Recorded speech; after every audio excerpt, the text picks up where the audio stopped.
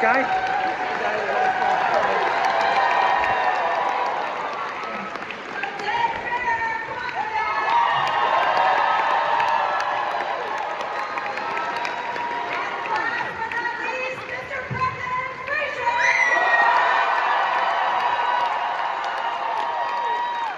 Holy shit!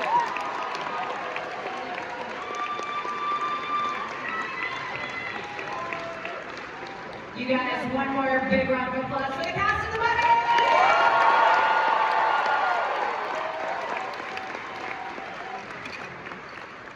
Okay, so I can already tell, like, you guys are the type of cast that really bonded and enjoyed working together. Who are these people? You tell us. Would you ever, in your wildest dreams, imagine that 25 years later, you'd be sitting in an auditorium like this, packed with fans of the franchise? Kevin, let's start with you. Now, you can't fall asleep just because you're all the way on the other end. I'm gonna give you a Get hard to time. know him. Did you ever imagine that you'd be sitting here 25 years later with this kind of fandom still backing all you guys up? Yes. What at the time of filming made you feel that way? I had no idea this would happen. I'm very nervous. We got you. We got you. It's like a therapy session, but like several thousand people. That helps, yeah. We're gonna get deep into, your psyche. Yes. No, this is amazing. It's amazing. Well, we're really glad you're here. Don't be nervous. Patricia, what about you? How has this movie and this franchise affected your life? Wow, it changed my life. But let me just tell you, Kevin is with us because we happened to be together 2 times after 25 years. We met this year. We haven't seen each other. And then he showed up in Chicago, right? With a mask on. And stood on line. He stood on the line and then took the mask off. And we were like, Kevin is here. And we drive him to Minneapolis. And we're so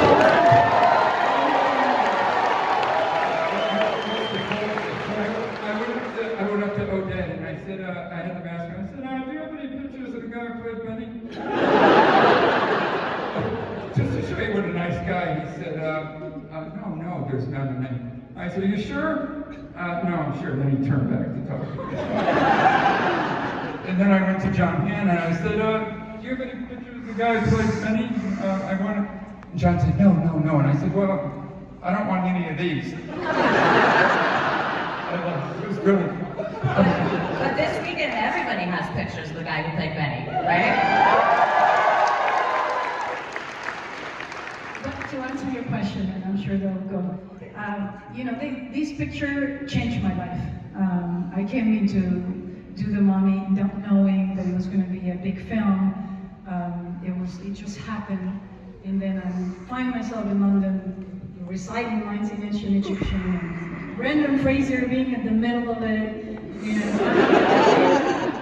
This movie, 2 things, taught me the power of kindness. Because when you have a leader like Brendan, that is inspirational, and that it spreads. Everybody, this is what you have to look up for. That was your experience. It was, Don't take it. But I tell you that the reason why 25 years later we're here is because Brendan has led with heart and vulnerability and courage. And when you see the film, you guys are the ones that are responsible because you share it with your family, you have shared it with generations, the next generation, and it's a way of telling you matter. Because he faced, and we all face adversity in the film, with that vulnerability, with that courage, with that strength, with that curiosity, and you're doing that. So just know when you watch the film, keep watching it, you'll feel that you do matter. You matter to us. So yeah, that's what it's all about.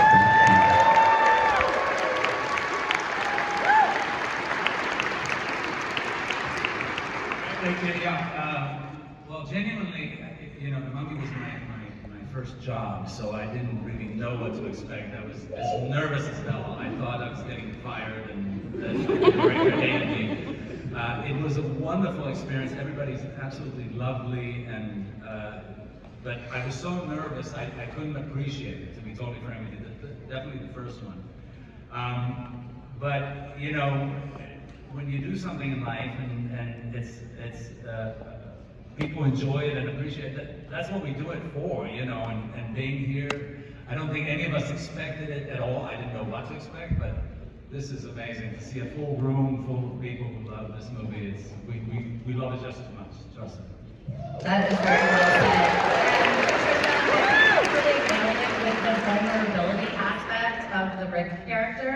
I mean, Brendan, what, action hero, romantic lead, then we see him become a husband and a father, and maintaining that sense of innocence and that vulnerability. How did you approach the character, and how did you lock in?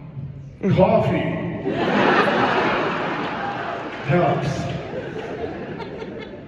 Valid answer. We had no idea what kind of movie this was going to be. Like you said, all those genres. I can still hear Rachel saying, "I'm never going to confiscate our equity cards." I guess she thought we were just chewing up a lot of scenery. Oh wait, no, that was Arnold. And John, who, by the way, was meant to be here. He sends his love. And oh, he said, "I sent my hook and love." So how did you lock in? I'm not letting Oh, you I have to answer that that in. question. How did I lock in? What did I do? I showed up, I hung out with these months. We were in the desert for a couple of weeks on end, and we all got stomach bugs and got to know our camels and horses really well. You really just had to show up. It was mostly about burning calories and biting dust a lot of the time. But if you get content with that and believe in what you're doing, so that an audience believes us doing whatever it is that we're doing, then that's the basis of just what playing make-believe for a living is. The end. Okay, this is obviously a question for everybody here, but it's a physical movie. There's no, you can't get around that. It's a very physical movie. I was going to say, Brendan worked his ass off. Yeah. All the time. It was lovely, smiley, hardworking, exhausted. He's making it sound like it wasn't a big deal. Us that sat around the pool trying to find, firewood to make a little barn fire, specifically Arnold speaking, He's like, "I'm walking to the desert to get some firewood." Yeah.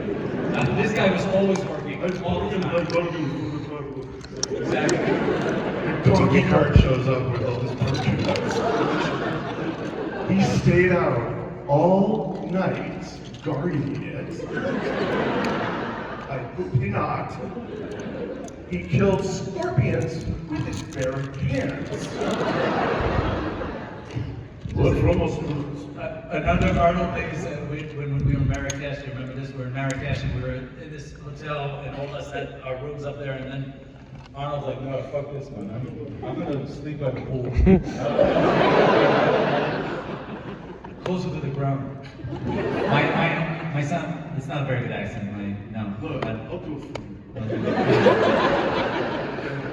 So on set, on location. You want to hear my almost getting electrocuted now joke? Yeah.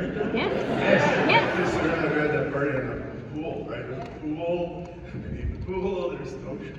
Okay, it looked like that tomb. And had a staircase going down because of the pool. There was probably, there were boards on top. There were probably like 8-12 inches of water there. And we were trying to get some, kids, pay attention, this is how we did it back in the day. I went around with the hotel clerk and we were rounding up like extension cord after extension cord so that I could run a stinger up to the campsite, to the fire pit. But I couldn't find anywhere to socket it in, so I'm poking around down there, walking on ductwork, and there's water, and like I said, and I'm looking, yeah, you can see where this is going. I'm looking for a socket, and I'm about to put it in, and I look up, and our producer, the late great Jim Japs, he's watching, he puts his head around me, Brendan, what are you doing? And I said, it's cool. John Hamm is here. He used to be an electrician. This is a fact. He was an electrician before he was doing acting. I was like, John, does this all look okay to you? He's like, oh yeah, it looks great.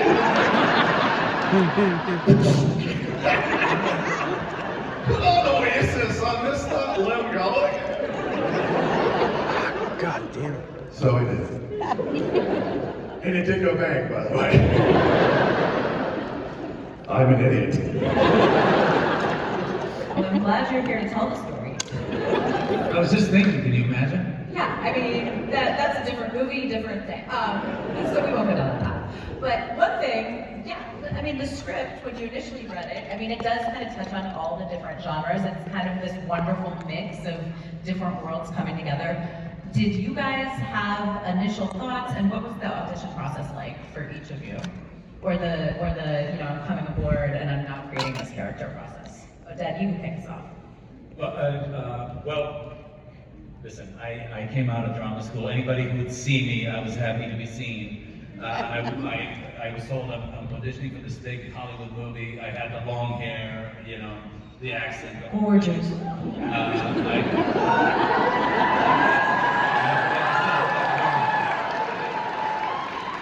Anyway,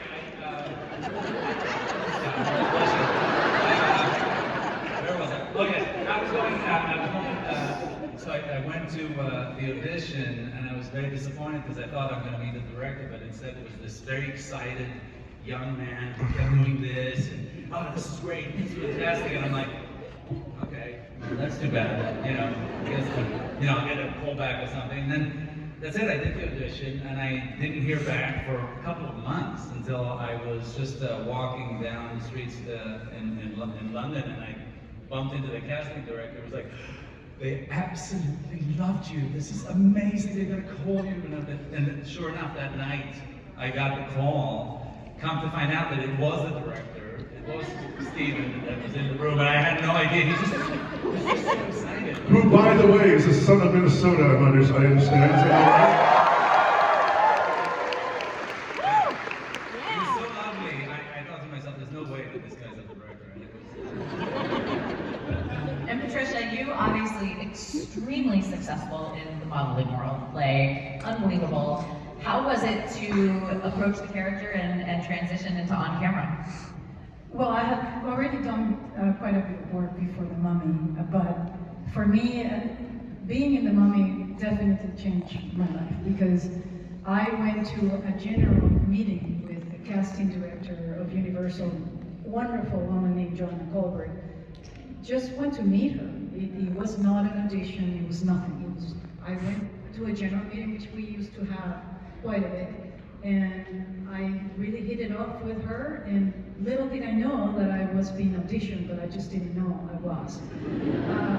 So I went home, and literally about 3 hours later, I got a call from my agency saying I've been offered a movie called The Mummy with Brendan Fraser attached, and I'm going to London the day after.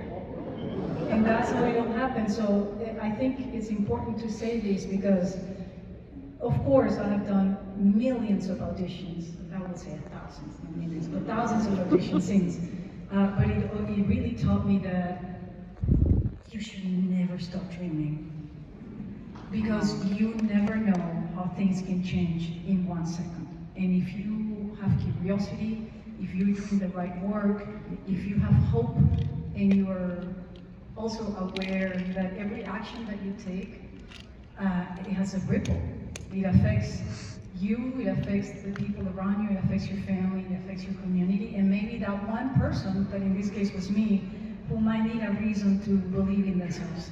Someone who sees in you something that they can't see in themselves, like Joanna saw that in me when I didn't see it. So I am incredibly grateful that this happened. That's Oh, we saw you, Patricia. Welcome. that is such great advice though for upcoming artists. And in general. Yeah. All right, Kevin. We're back to you down there. What was the question? Yeah, what was the question? The question was, when you first read the script, what were your initial initial thoughts, and how was your onboarding process to the movie? Well, mine was a little different because I had worked with Steve on a movie called Deep Rising. Don't go crazy. No, so Steve said he was thinking he might be doing this film, The Mummy, and there is a part of a short, roly-poly Frenchman that I would be perfect for. I said, of course. But no, it changed through that, and I would started to add little things to the just to see if I could get away with it. And Steve was like, "That's good." And then that's how it happened. So I knew Steve, which was nice to go on a big movie like that, and I met Brendan briefly before that, and John I worked with before that. So it was nice to have some friends already there. On the movie. So it was a nice, very nice experience. Kevin and I worked together on a film called Gods and Monsters. Haven't seen it, check it out. It is fantastic. He's terrific. I'm chewing scenery. He's great, really great. Ian McKellen, great, good movie. Very good movie. And Rick and Benny have, an antagonistic relationship. So how did you guys develop that dynamic?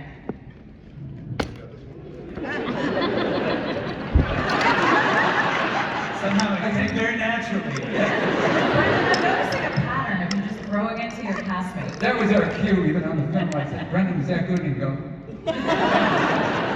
But I think Steve told me, he said, you and Brendan are two 10-year-olds, okay? And just get at each other like two 10-year-olds. So. Oh, God! Yeah. It just worked out easy and naturally. Very fun. Kevin, I gotta ask. Wrong side of the river.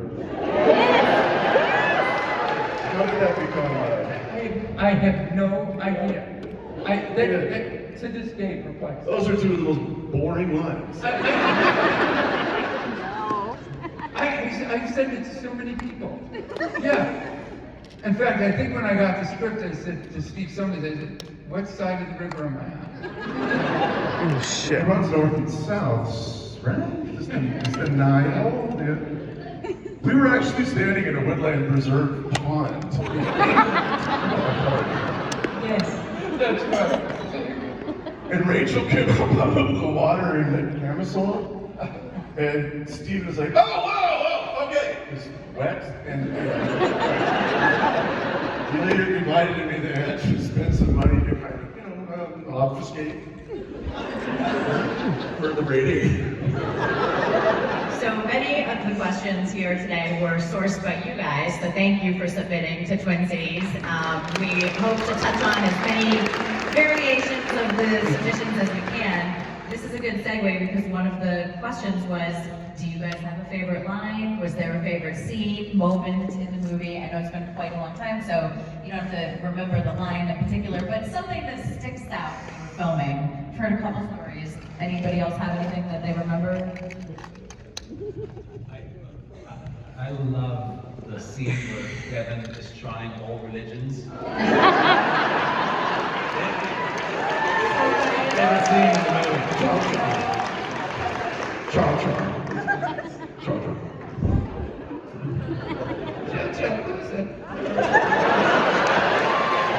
Steve, thank you. They gave me, I said, could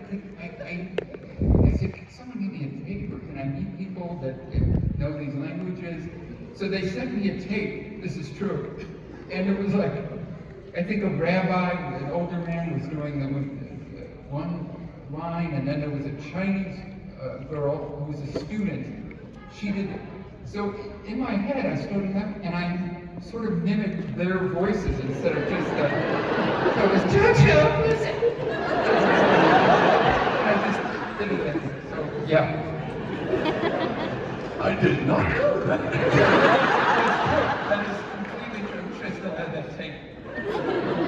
I remember one time, there was such a, we really had to be, though, ancient Egyptian was never recorded, so we worked with linguistics from UCLA, but but really there's no record. So they try for us to all sound as accurate and the same. So did you know that in ancient Egyptian, no, it was ich? And Stephen really wanted it to be very truthful. So this one scene, I'm running down the stairs, like, I had literally no voice left. And then suddenly I see Stephen coming from really far away, a big set, and he said, "Why are you saying ich?"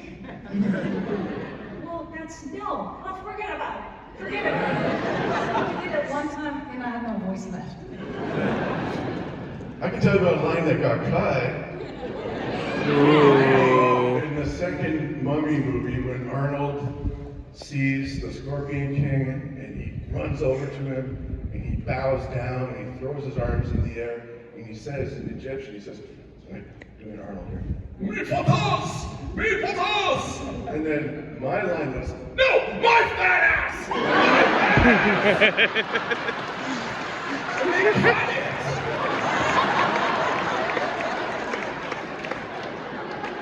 But I'm glad you memorialized it here. That is your soundbite on social media. Gonna This is another definitely use common that. question I'm sure you guys have heard, but we're curious, did anybody walk away with any props, wardrobe, anything like that? The one that walked away with all of it.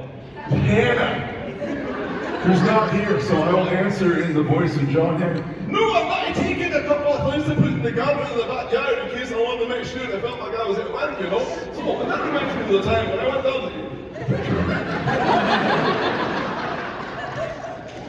Anyone else? No? We got, you know, a couple of things from the costume and so on. A couple of scars. We didn't, you know, what they gave us. John, that was a different thing. We didn't realize, apparently the sets, we didn't, anyway, his driver had a big fan, apparently. Yeah. It's all in the backyard. Still visible, right? Brendan, what was it like filming the video pieces for the Mummy ride at Universal Studios? It was fun. The movie was coming out, and Universal said, "Hey, let's do a ride." So they built a roller coaster, and they're going to put it in Florida. And so they said, "Okay, well, people are going to be standing a long time in the line." So they had put together a skit, for those of you that don't know what you're talking about, with me trying to get a cup of coffee. Me and a really snobby actor, you know, behind the scenes. And, oh yeah, and then there's like production assistants, and then somehow they all start taking on this, like, it's kind of weird actually. They join a cult. And then the whole time I'm like, "Where's my kamikaze?" And then creepy things start happening, like mummies and people disappearing. And then at the end of it, I get mad because oh wait, no, a creepy hand comes in holding a cup of coffee. Finally gives it to me. Oh, because I'm a skeptic. That's right, that was the joke. That was the joke. I'm remembering now. Anyway, I became a believer and freaked out. For some reason, it's been playing on a loop in Florida ever since then. I don't even know if I get a residual for that. We need to look into that for you. All right. Patricia, you gave some great advice to, like you said, not just upcoming artists, but like about life a little bit. So, you know, I'm sure there are a ton of people in the audience that would love to hear advice for people who do want to break into the industry. It's changed quite a bit in the last couple decades. But any advice for an up-and-comer? Odette, go. What? Oh, no, I was just the way you said it, that the industry changed. It goes It's just better a now. little bit. Go. Advice? What? Me? Advice for an up-and-comer. Yeah, come on. You got this. I think the only advice I can say is just keep doing. Keep doing. You know, when we started off, it was very difficult to get a camera to shoot something. It was incredibly expensive. We didn't have iPhones. We didn't have the ability to cut things together. Just keep creating, get your 10,000 hours under your belt, and just start early. And yeah. In a word, have courage. Have courage. Seriously, if this is what you want to do, if you think you're an emerging talent in filmmaking and screenwriting and storytelling, acting, if you have aspirations to decorate sets, there's so many talented people in this room right now who build costumes in your spare time. I mean, come on. We love you. We need you. Besides, everything's going digital, so it'd be nice if somebody actually handcrafted some things.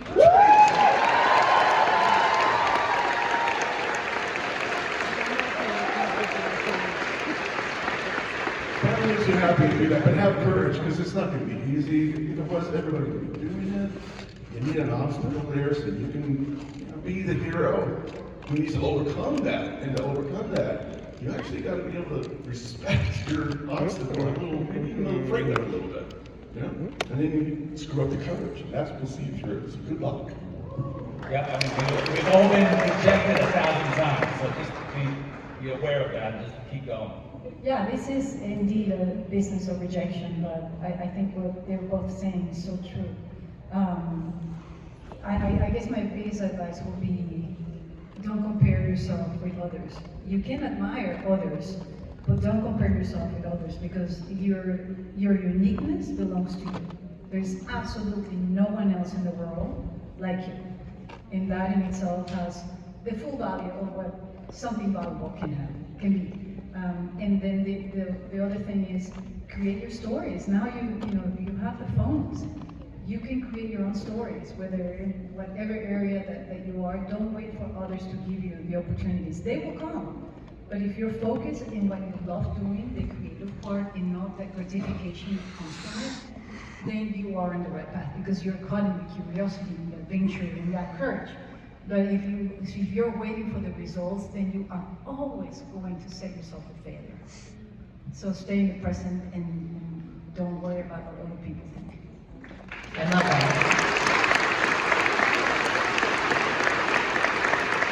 So Brendan, you mentioned courage, and as I mentioned, all these questions are crowdsourced. A lot of questions about the whale. We're not going to diverge too far into other properties, but what is the difference in your approach for a character like that versus Rick in The Mummy? Well, makeup for one thing.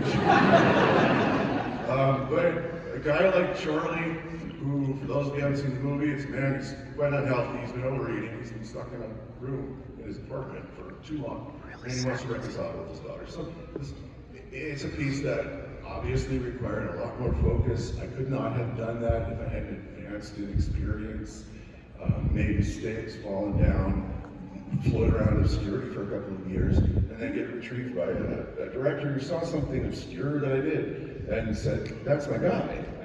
So, yeah, that part's the dumb luck part, I guess, but rehearse is the answer for that. For doing a Mummy movie, show up on time. Take your Imodium. And just know that Steve Summers, who I will always have an image of him holding the monitor, and there was like one monitor, like a TV screen, put on it because of the sun, and he's got his face buried in the shadows of this thing, and he's got his tongue out. And he goes, ready, and don't suck!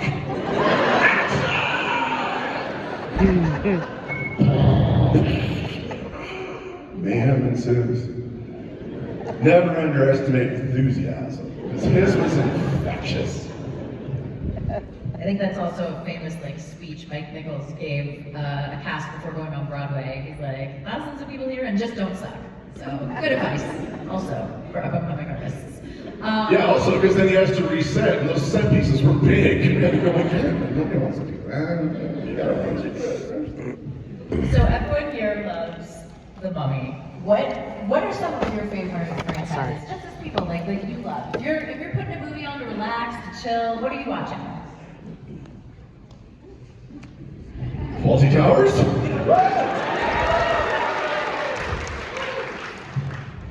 I don't get to choose.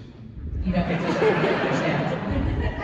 Whatever my family is watching is what I love. It's good. It's good. It's all very good. I enjoy it. Trisha? I think Indiana Jones. That's a good pick. Classic. Universal monsters from the 30s and 40s. Have you seen the original Mummy from 1932? About 15 times. In fact, when the movie came out at the premiere, I remember walking by myself. I mean, that's where I usually show up with at a premiere myself. And what I remember seeing, I looked up and I saw Universal presents The Mummy, our Mummy. And it really, well, it got me, even more than during the film. But when I saw that on the poster, I went, oh my God, it's Universal, The Mummy, me, Brandon, Odette, Patricia, Rachel, John. Yeah, it was great. If you had, we're running out of time, guys. I'm so sorry, but of course you know you can go back to the main hall, visit these guys all today, some tomorrow, and to kind of cap it all off. If you had to describe your experience with The Mummy, the franchise, the characters, in 1 or 2 words, what would that be? We'll start down there with you, Kevin. The Mummy? Mm-hmm.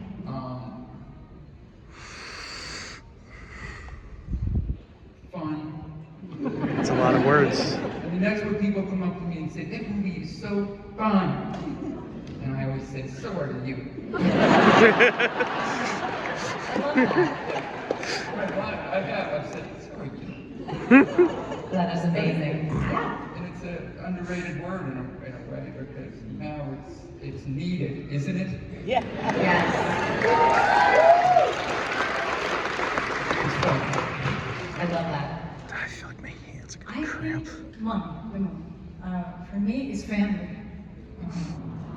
Because it's a film that we have watched for 25 years, and thanks to you. I mean, we had Brendan, yes, he was at the center of it, and he brought that enthusiasm that was contagious.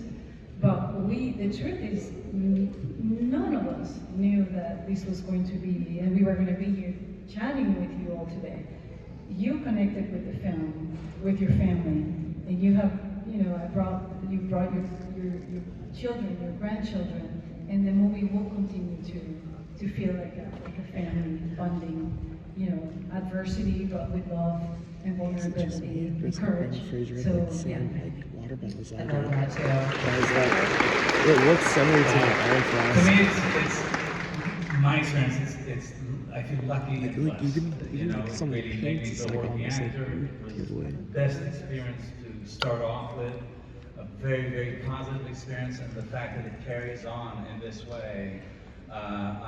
We love the movie just as much as you guys do, and it's just wonderful to keep celebrating it, and to keep seeing each other. I don't know about the getting old thing, but it's really amazing. Love that. All right, your turn. Required viewing! Thank you for coming out, everyone. I really appreciate it.